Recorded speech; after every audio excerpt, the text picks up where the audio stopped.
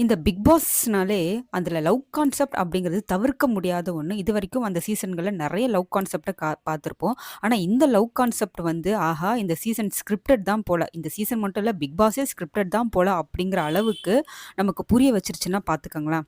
இந்த சீசன் 9 பொறுத்தவரைக்கும் லவ் ஜோடிங்கள்னு பார்த்தா, அது கம்ருதீன், அரோரா. அதாவது இவங்கள லவ் கேட்டகரில சேர்க்கிறதா, இல்ல வேற எந்த கேட்டகரில சேர்க்கிறதுன்னா தெரியல. ஃபர்ஸ்ட்டு துஷார் கிட்ட சுத்திக்கிட்டு இருந்த அரோரா, அதுக்கப்புறம் அவன் போனதுக்கப்புறம் கம்ருதீன் கிட்ட வந்து பேசிட்டு இருக்காங்க. அப்புறம் கம்ருதீன், பாரு அப்படின்னு ஒரு ட்ராக் போச்சு. அது வந்து டக்குன்னு கட் ஆயிருச்சு. பாரு வந்து உஷாராயிட்டாங்க.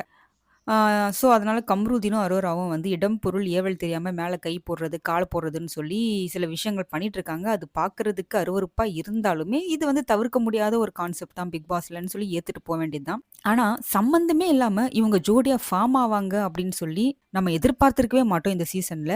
அப் அந்த மாதிரி ஒரு ஜோடி தான் வந்து இப்ப புதுசா பேர் ஆகியிருக்காங்க. கடைசியா ஒரு 1 வாரமாவே.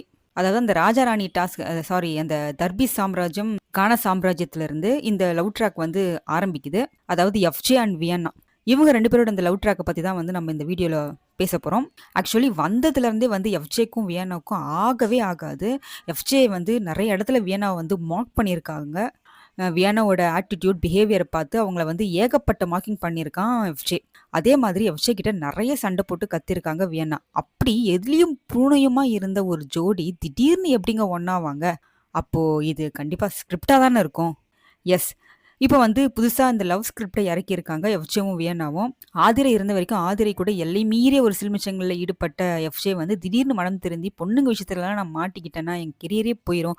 அப்படி இப்படின்னு ஏகப்பட்ட வசனம் பேசி, இப்ப கடைசியில பொண்ண வச்சு தான் வந்து உள்ள இருக்கணும் அப்படிங்கிற மாதிரி டிசைட் பண்ணி, வியன்னா கூட ஒரு லவ் ட்ராக்க வந்து ட்ரை பண்ணிக்கிட்டு இருக்கான். ஃபர்ஸ்ட்டு ஆரம்பிச்சது என்னமோ வியன்னா தான். இதுக்கு முழுமுதற் காரணமா இருந்தவர் வந்து நம்ம விக்கல்ஸ் விக்ரம் தான். "நீங்க 2 பேரும் சேர்ந்து ஏன் ஒரு லவ் கன்டென்ட் பண்ணக்கூடாது?" அப்படின்னு அவரு பேச போக, கடைசியில வந்து அதுவே நிஜமாகி போயிருச்சு. ஆனா இந்த ட்ராக்க பார்க்கறதுக்கு கொஞ்சம் கிரிஞ்சா தான் இருக்கு. உண்மையிலே வியன்னா வந்து ஒரு ஃபேக்கான ஒரு பெர்சன் தான். ஃபர்ஸ்ட்டு ஆரம்பத்துல வந்து கொஞ்சம் பேச ஆரம்பிச்சாங்க அவங்க. அப்ப பேசும்போது அவங்க எடுத்து வைக்கிற ஒவ்வொரு பாயிண்ட்டுமே வந்து வேலிடா இருந்துச்சு. ஆஹா! இந்த பொண்ணு நல்லா பேசுதே! கிரிஞ்சு பண்ணுது தான். ஆனா, நல்லா பாயிண்ட் எடுத்து வைக்கிறாளே! அப்படின்னு யோசிச்சுட்டு இருக்கும்போது, திடீர்னு இந்த லவ் ட்ராக்க உள்ள கொண்டு வந்து, கடைசியில வந்து இவ மீஷோ ஜெனிலியா தான் அப்படிங்கிறது ப்ரூஃப் பண்ணிட்டா.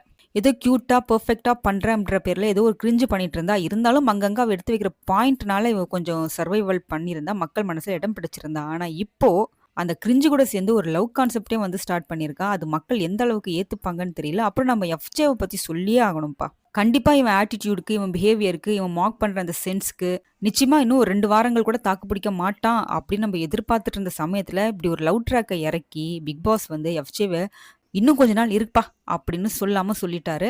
அதனால நம்ம இந்த கண்றாவியான லவ் கன்டென்ட்ட இன்னும் கொஞ்ச நாள் நம்ம பார்த்து தான் ஆகணும். வேற வழி கிடையாது. அடுத்த வாரம் யார் நாமினேஷன்ல வரப்போறாங்க அப்படிங்கிறத பொறுத்து தான் இது எவ்வளோ நாள் கன்டின்யூ ஆகும் அப்படிங்கிறது நமக்கு தெரியும்.